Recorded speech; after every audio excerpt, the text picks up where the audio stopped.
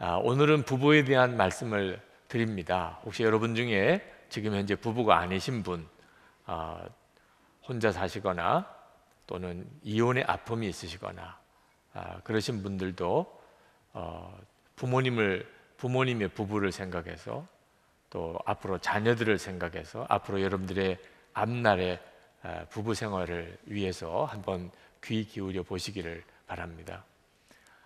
여러분 행복한 부부 생활을 다 원하시죠? 네. 그러면 그 지혜를 어디서 얻어야 할까요? 성경입니다. 성경은 절대로 진부하거나 고리타분한 책이 아닙니다. 가정과 부부에 대한 책들이 굉장히 많습니다만 서점에 가보면 그 어느 기간 동안에만 이렇게 진열이 되고 그리고 다 뒤로 거둬가게 됩니다. 근데 성경은 지금까지 계속 서점에서 가장 중요한 자리를 차지하고 있습니다. 이 가정은 하나님이 만드셨습니다. 처음 아담과 하와를 부부가 되게 하심으로 가정이 생긴 거죠. 하나님은 아무 계획이 없이 가정을 만드시지 않으셨습니다. 그러므로 우리가 하나님을 향하여 귀를 기울여야 합니다. 하나님, 우리 부부를 향한 하나님의 뜻이 뭡니까? 우리 가정은 어떻게 살아야 행복하게 사는 것입니까? 하나님께서 우리에게 분명하게 그 지혜를 가르치십니다. 오늘 이 시간이 아주 짧지만 하나님께서 우리에게 주신 그 가정의 지혜를 여러분들이 새롭게 눈 떠 보기를 원합니다. 하나님의 가정에 대한 계획 중에 가장 뚜렷한 것이 가정의 중심이 부부라는 것입니다. 이 점에 대해서 정확하게 이해하고 실제로 살아내는 부부가 그렇게 많지 않습니다. 가정 시작은 아담과 하와가 하나님이 창조하셔서 맺어주심으로 시작이 됐듯이 우리 가정의 시작은 부부입니다. 어느 여자분이 딸을 참 애지중지 길렀고 그리고 시간과 그리고 모든 자기의 재정을 다 쏟아부어서 음악을 전공을 시켰습니다. 그는 그 분의 어려서 이루지 못한 꿈이기도 했습니다. 그런데 그 딸이 아주 음악가로서 잘 자랐지만 대가지불이 있었습니다. 그는 행복한 가정이 깨진 거죠. 딸만 위하는 아내를 보는 남편의 마음에는 깊은 상처가 생겼습니다. 그렇게 남편을 외면하면서까지 딸에게 매달렸었는데 그 딸이 사실은 가장 큰 피해자가 되기도 했습니다. 불행하게 살게 됐어요. 엄마 아빠가 어려서부터 이혼 위기에 있는 그건 아이들에게 얼마나 큰 두려움인지 모릅니다. 아이 마음속에 깊은 상처가 생겼습니다. 그리고 부부가 행복하게 산다는 것에 대한 믿음이 없어요. 본 적이 없으니까. 나중에는 엄마와의 관계도 딸과의 관계도 망가지고 도대체 무엇 때문에 살았나 싶은 생각이 드는 지경이 됐습니다. 여러분, 자녀 교육을 어떻게 하면 잘 할 수 있을까요? 부부가 행복하게 사는 것 가장 좋은 방법입니다. 엄마 아빠가 정말 행복하게 사랑하며 사는 것을 아이들이 가장 보기 원합니다. 그리고 그렇게 살면 아이들의 마음이 든든해지고 그리고 정말 지도자가 됩니다. 마음의 폭이 넓어지고. 여러분이 진짜 자녀 교육 잘하고 싶다면 좋은 아빠 되고 좋은 엄마 되는 것 그 놓치시면 안 됩니다. 부모님에게 효도하는 것도 마찬가지입니다. 미혼일 때와 결혼하고 난 다음에 부모님에 대한 효도는 똑같지만 방법이 달라집니다. 부부가 먼저 하나 되고 그리고 부모님에게 효도하는 이 원칙을 철저하게 지켜야 합니다. 하나님께서 부부에게 주시는 계명은 믿어지지 않을 정도로 간단합니다. 부부 문제는 늘 상담해 보면 그때마다 느끼지만 참 어렵습니다. 이혼의 위기를 겪는 그런 교우들의 가정도 많습니다. 그런데 하나님의 대답은 믿어지지 않을 정도로 간단합니다. 아내는 남편을 예수님께 하듯이 순종하고 남편은 아내를 예수님께서 하시듯이 사랑하라. 우리가 결혼할 때 하나님 앞에서 맺은 약속입니다. 아내는 순종하겠다고 남편은 사랑하겠다고 약속한 겁니다. 여러분, 이 약속을 잘 지키고 사는 것이 부부 행복의 비밀입니다. 좋은 사람 만나서 행복해지는 거 아닙니다. 지금 사람 잘못 만나서 내가 지금 불행한 거 절대 아닙니다. 어떤 사람이 찾아와서 꼭 요 날짜에 결혼식 주례를 해달라는, 날 받았다는 겁니다. 여러분, 절대로 좋은 날 결혼한다고 잘 사는 거 아닙니다. 어떻게 하면 우리 부부가 잘 사나, 우리 가정이 잘 되나, 결혼할 때 약속한 거 잘 지키면 되는 겁니다. 아내는 순종하고 남편은 사랑하는 겁니다. 어떤 남자분이 자기는 결혼할 때 그런 약속 한 적이 없다 그러더라고요. 그러면 지금 하면 되잖아요. 네? 결혼식 할 때 안 했으면 이제 말씀을 보니까 남편과 아내는 이렇게 약속하라고 하셨으니 지금 하시면 되죠. 하나님께서 아내에게 말씀하셨습니다. 남편에게 예수님께 하듯이 순종하라. 여러분, 아내가 남편보다 더 지혜롭고 똑똑하고 더 섬세하고 더 정확할 때가 많습니다. 그런데 하나님은 왜 아내 보고 남편에게 순종하라고 했을까요? 그게 남편을 행복하게 해주는 열쇠이거든요. 그래서 하나님이 아내에게 남편을 행복하게 만들어주는 열쇠를 쥐어준 겁니다. 남편에게 순종하라. 여러분, 여러분의 남편들은 남편이기 이전에 남자라는 사실을 알아야 됩니다. 남자가 도대체 어떤 존재지요? 칭찬받을 때, 존중이 여김을 받을 때, 그때 행복하게 느껴지는 존재, 무시당할 때 가장 불행하게 느껴지는 존재, 그게 남자입니다. 여러분의 남편도 다 남자입니다. 남자는 자기를 인정해주는 사람에게 마음이 끌립니다. 문제는 아내들이 이것을 정확히 이해를 못하고 있다는 것입니다. 많은 아내들이 남편을 도와줄 사람이 누가 있어? 나밖에. 남편 잘못한 거 지적해주고 고쳐줄 사람 누가 있어? 나밖에 없잖아. 이렇게 생각을 하고 남편의 잘못을 지적하고 그게 나중에는 잔소리가 되고 나중에는 면박까지 줍니다. 잘 살아보자는 거고 남편 잘 되게 해보자는 거지만 이미 남편은 죽었습니다. 살아있지만 실제로 마음은 죽었습니다. 아내에게 지적당하고 무시당하고 아내의 잔소리 듣고 완전히 남편을 죽이는 겁니다. 남자의 가장 치명적인 상처는 아내로부터 자존심 상하는 것입니다. 그러므로 아내 여러분, 남편을 향하여 자존심은 있어가지고 이런 말 하면 안 됩니다. 자존심 죽으면 남자 죽은 거예요. 네. 결혼하는 딸에게 애초에 확 잡아야 돼. 그는 딸의 가정을 파괴하는 것입니다. 19세기 최고의 화가 중에 한 사람인 폴 세잔느는 굉장히 성격이 괴팍한 사람이었답니다. 무명 시절에 그가 작품 활동을 하다가 자기 마음대로 그림이 그려지지 않으면 그러면 그렸던 그림을 그냥 다 구겨서 바닥에 내버리고 그리고는 화실에서 나가버림, 그런 일이 자주 있었다고 합니다.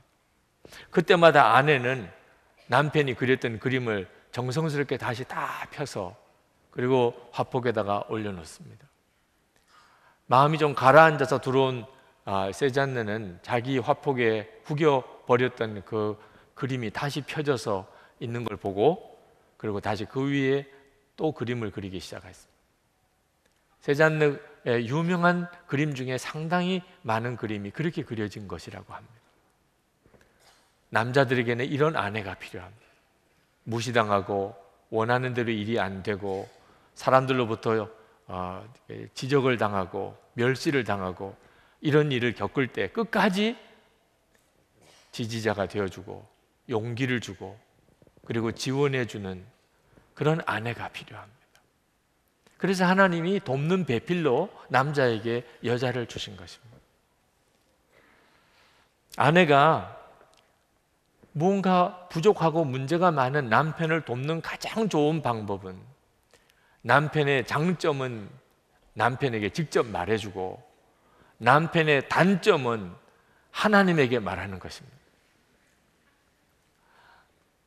남편을 지적하는 말은 가능하면 하지 말고 하나님에게 대화할 시간을 많이 갖는 것입니다.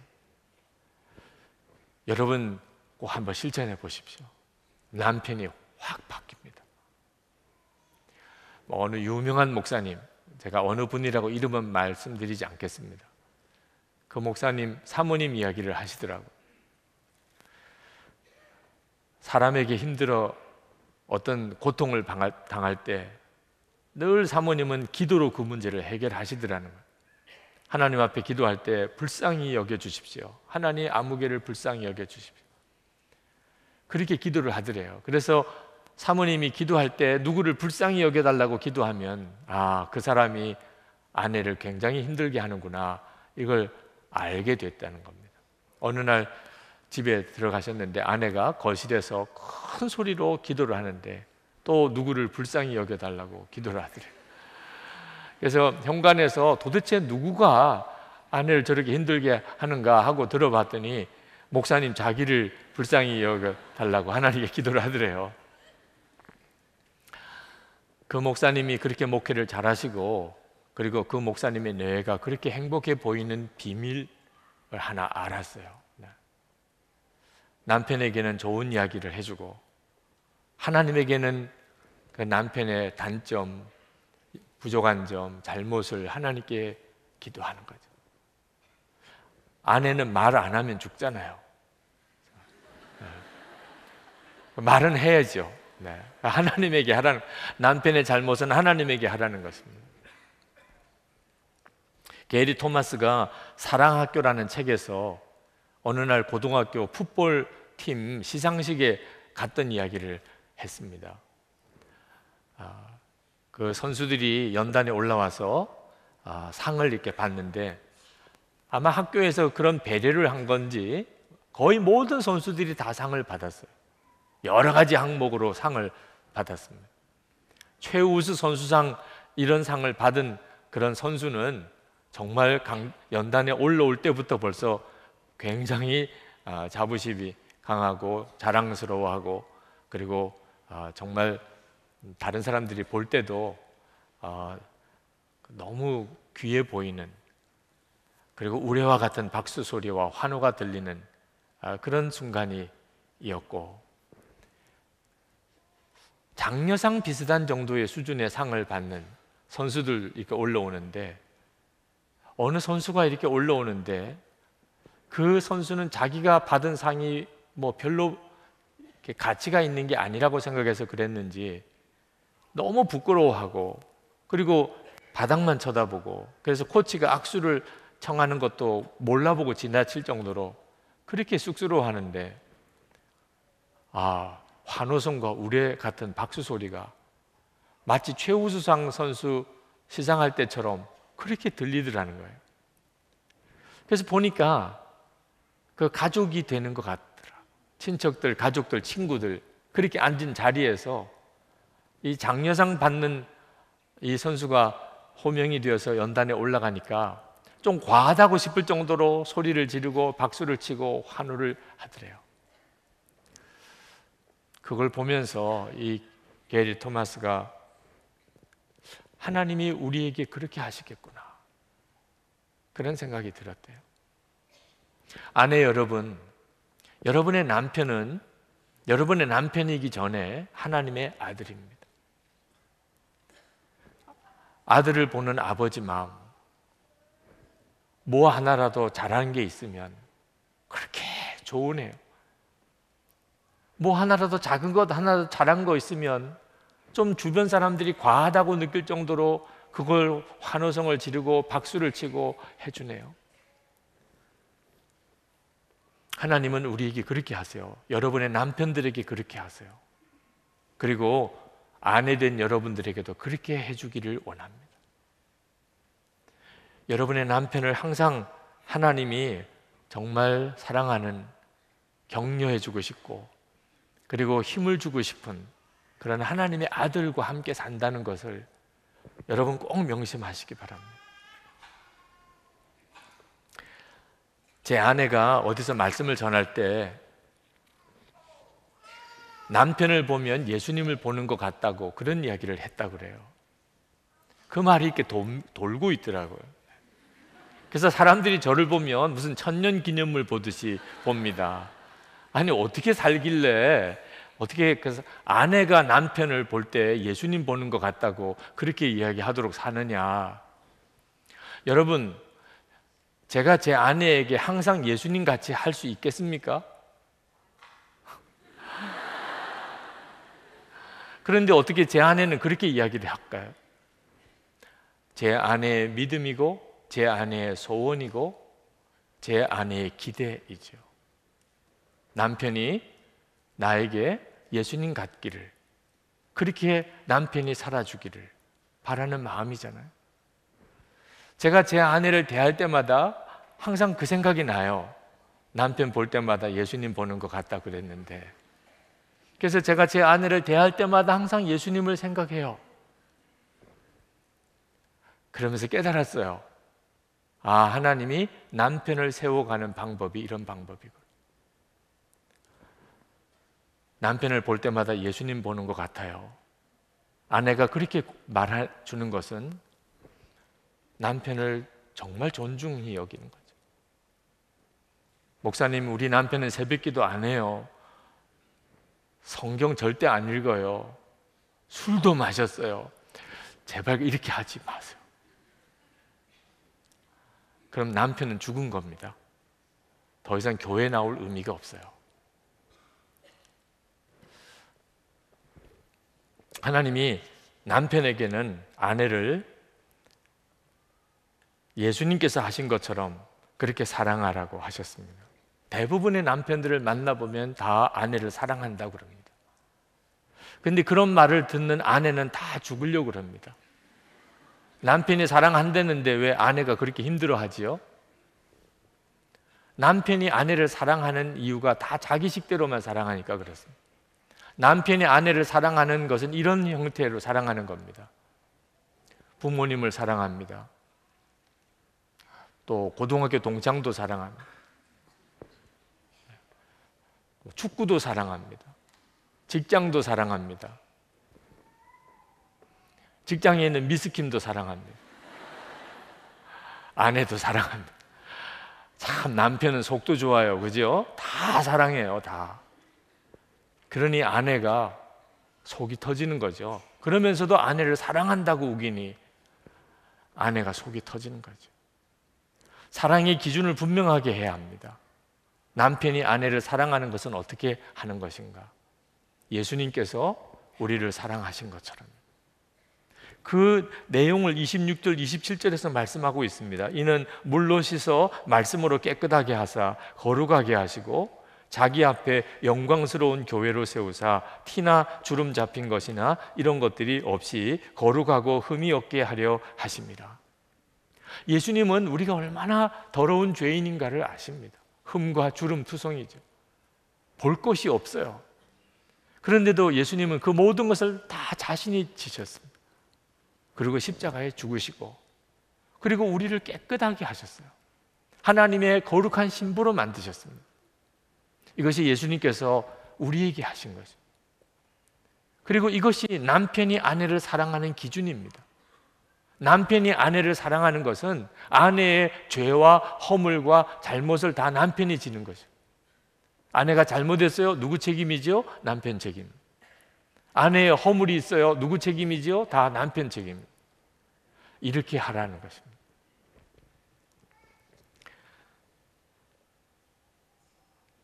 여러분, 예수님께서는 우리를 사랑스럽기 때문에 우리 위해 죽으시고 십자가 지신 거 아닙니다. 우리가 사랑스러운 존재로 바뀌게 하려고 우리를 위해 십자가 지셨습니다. 함께 살아보면 아내에게도 티와 주름이 있다는 것을 보게 됩니다.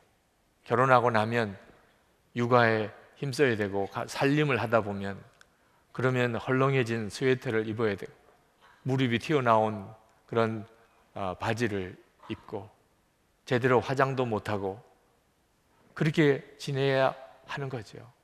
그런 어느 순간에 잘 꾸미고 그렇게 아름다워 보이는 어떤 여인을 지나가는 길에 보거나 또는 TV에서 이렇게 보는 순간에 그때 아내의 마음은 순간 혼란에 빠집니다. 나는 지금 어떻게 살고 있는 거야? 아내의 두려움이 있어요. 남편이 나를 나이가 들어도 여전히 사랑해 줄까? 내가 무슨 잘못이 있고 부족하고 허물이 있을 때 남편이 여전히 나를 사랑할까? 하나님은 남편에게 그것에 대해서 대답해 주라는, 당신의 허물과 티와 주름 그 다 내가 책임질 거야. 그게 남편이니까. 남편이 되겠다는 말은 그렇게 하겠다는 뜻입니다. 한 유명인이 결혼을 발표를 하는데 자기가 왜 그 여자와 결혼하게 됐는지를 이야기하더라고요. 그 여자와 만난 이후로 모든 일이 잘 됐다는 거예요. 그래서 이 여자가 나에게 복을 가져다 주는 사람이구나 이렇게 생각하고 결혼을 하게 됐다는 거예요. 본인은 굉장히 행복해 보였는데 저는 가슴이 철렁하더라고요. 앞으로 살아가는 동안 어려운 일 생기면 그러면 이 여자 때문인가 또 이렇게 될 거 아니겠어요? 여러분, 이건 사랑 아닙니다. 아주 지독한 이기주의자죠. 어느 남편이 목사님, 저도 감정의 동물입니다. 어떻게 아내의 잘못을 내가 다 뒤집었습니까? 그런 이야기를 하더라고요. 그래서 여러분, 동물이 되면 안 돼요. 동물은 못해요. 절대로 아내의 허물과 죄를 뒤집어 쓸 수가 없어요. 여러분이 정말 주님을 바라봐야 됩니다. 예수님 때문에 어떻게 구원받았는지를 명확하게 아는 자여야 합니다. 주님으로부터 받은 그 은혜와 사랑을 가장 먼저 적용할 사람이 아내입니다. 제가 24시간 주님을 바라보면서 제 아내를 보는 눈이 바뀌었습니다. 전에는 남편의 눈으로 아내를 보았습니다. 24시간 주님을 바라보면서 우리 주님이 제 아내를 보시는 것이 어떤지 그게 느껴져요. 제 눈으로 아내를 보는 것과 완전히 달라요. 그건 엄청난 변화였어요. 주님이 제 아내를 보시는 눈, 그 눈으로 저도 보게 되더라고요. 여러분, 남편은 얼마든지 아내의 허물과 죄를 뒤집어 쓸 수 있습니다. 딸에게 하는 거 보면 알아요. 여러분, 딸이 어디 가서 뭘 잘못했을 때, 쩔쩔맬 때 아버지 똑같이 할 겁니다. 달려가서 그 쩔쩔매는 딸을 뒤에다가 감추고 사람들에게 말할 거예요. 내가 이 아이의 아버지입니다. 내가 다 책임질게요. 이 아이에게는 아무 말 하지 마세요. 그렇게 하는 게 어렵습니까? 그렇게 안 하는 게 어려울 거예요. 여러분, 여러분의 아내는 여러분의 아내이기 이전에 하나님의 사랑하는 딸입니다. 하나님이 여러분의 아내를 위해서 어떻게 하셨는지를 알아야 돼요. 하나님의 딸과 함께 사는 겁니다. 장인어른이 결혼식 때 사위에게 내가 사랑한 것처럼 자네가 사랑해 주게, 아버지가 딸을 사랑한 것처럼 이제는 남편이 아내를 사랑해 달라는 거예요. 하나님의 마음은 더 간절합니다. 내가 사랑한 것처럼 자네가 사랑해 주게. 얼마든지 할 수 있어요. 여러분, 아내가 더 귀해요? 딸이 더 귀해요? 여기서 헷갈리면 안 됩니다. 바로 대답이 나와야 돼요. 아내가 더 귀하죠. 아내가. 딸은 자녀지만 아내는 한 몸이잖아요. 딸에게도 그렇게 할 수 있다면 아내에게는 말할 것도 없죠. 이요셉 집사님이 결혼을 배우다라는 책에서 이렇게 썼습니다. 나는 결혼한 후 한동안 나를 위해 아내가 존재한다는 생각을 했다. 그런데 기도드릴 때 주님은 내게 이런 마음을 주셨다. 내 아내를 사랑하고 사랑해 줄 사람을 찾고 찾다가 가장 사랑해 줄 사람으로 너를 찾았단다. 순간 놀랐다. 나를 위해 아내가 존재한다는 생각은 철저한 착각이었던 것이다. 하나님은 아내를 사랑해 줄 사람으로 나를 찾으셨다. 이것을 깨닫고 모든 것이 달라졌다. 하루는 아내가 아파서 아내 앞에 무릎을 꿇고 기도했다. 그때 내가 아내에게 해줄 수 있는 것은 기도밖에 없었다.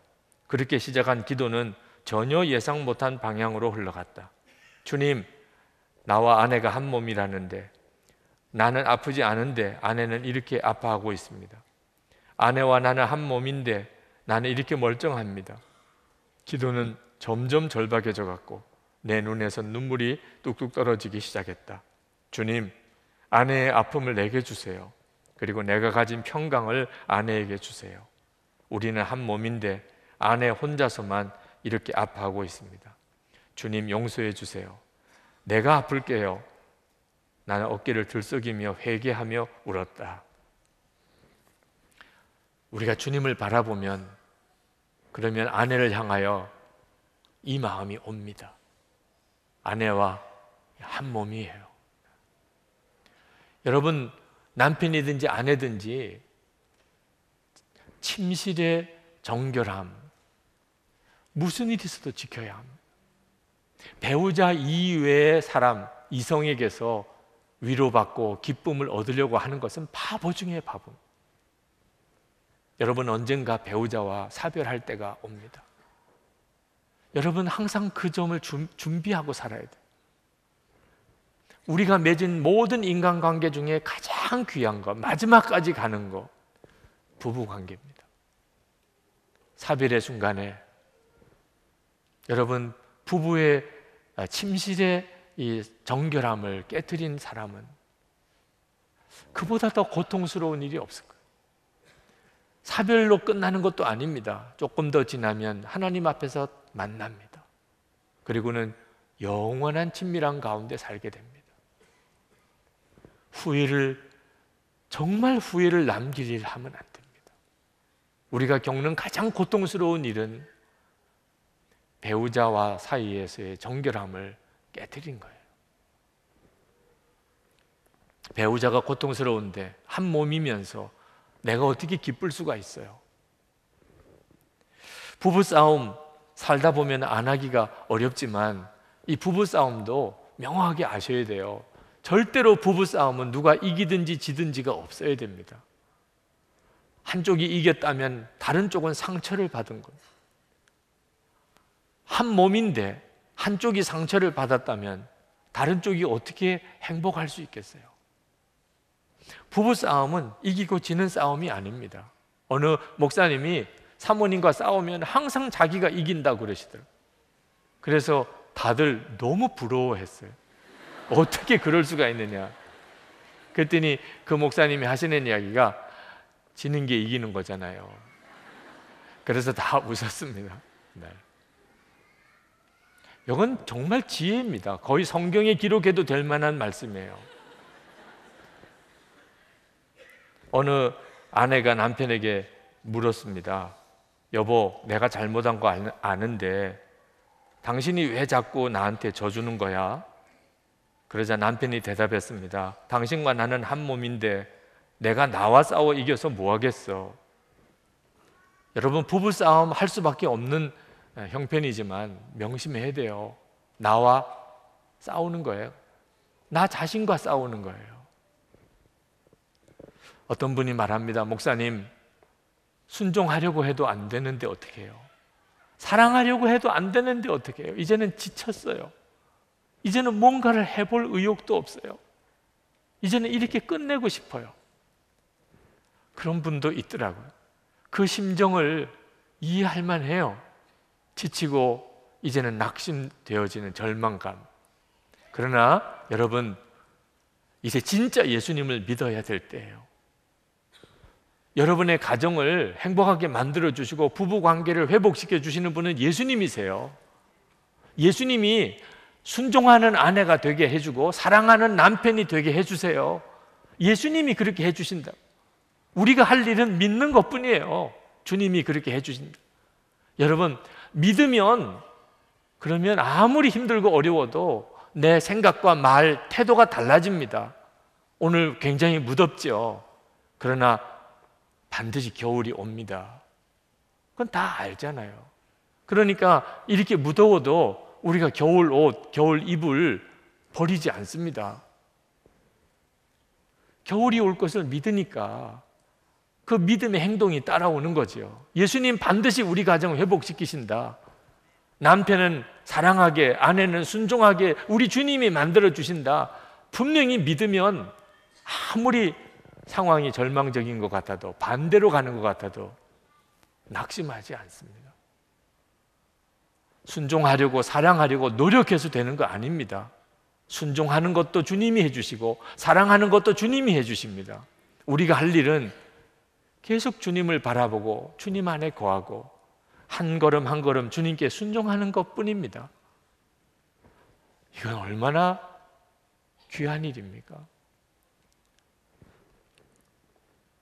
가나온인 잔치집에 예수님이 계셨지만 포도주가 떨어졌을 때 주님은 아무것도 하실 수 없었어요. 여러분, 우리가 예수님을 손님으로만 모시고 있으면 이렇게 됩니다. 그런데 예수님이 주인 자리에 서셨어요. 그리고 종들이 예수님이 하라는 대로 했습니다. 물이 포도주가 되는 기적이 일어났어요. 우리가 할 일은 그것밖에 없다니까요. 예수님께서 우리 가정 회복시켜 주시고 우리 부부관계 완전히 바꾸어 주실 걸 진짜 믿고 예수님께서 하라는 대로 그냥 순종만 하는 겁니다. 그리고 우리는 보게 돼요. 주님이 우리 부부를 바꾸셨고 우리 가정을 바꾸셨다. 디트리트 본헤퍼가 결혼식 주례사에서 한 말이 있습니다. 사랑이 여러분의 결혼을 지탱해 주는 것이 아닙니다. 오히려 결혼이 여러분의 사랑을 지탱해 줄 것입니다. 많은 사람이 착각하고 있어요. 사랑 때문에 결혼이 지켜질 거라고. 사랑이 없으니까 이제 우리 결혼은 더 이상 지탱할 수 없다고. 그렇지 않습니다. 결혼이 여러분의 사랑을 지탱해 주는 거예요. 결혼했으니까. 결혼했다는 말은 이제 한 몸이 되었으니까. 결혼하기 전에는요, 싸우면 헤어지는 거죠, 싸우면. 근데 결혼한 사람은 싸워도 헤어질 수가 없어요. 한 몸이 되었으니까. 결혼이 우리 사랑을 지켜주는 것. 여러분이 이 사실을 분명하게 하셔야 합니다. 그러면 회복 안 될 가정 없어요. 우리 하나님이 하십니다. 이제 우리 같이 기도하실 텐데, 지금 남편과 아내가 있는 분들은 하나님, 우리 관계를 정말 말씀의 기초에 세워지기 원합니다. 하나님, 제가 순종하겠고 제가 사랑하겠습니다. 기도하시기 바랍니다. 혹시 부모님을 위해서 기도하실 분들, 정말 하나님의 말씀대로 우리 부모님의 부부 생활이 행복하기를, 자녀들을 위해서 기도하실 분들, 우리 하나님 말씀대로 우리 자녀들이 살도록 기도하시기 바랍니다. 이 시간에 우리 다 같이 통성으로 기도하겠습니다. 은혜와 사랑이 충만하신 아버지 하나님,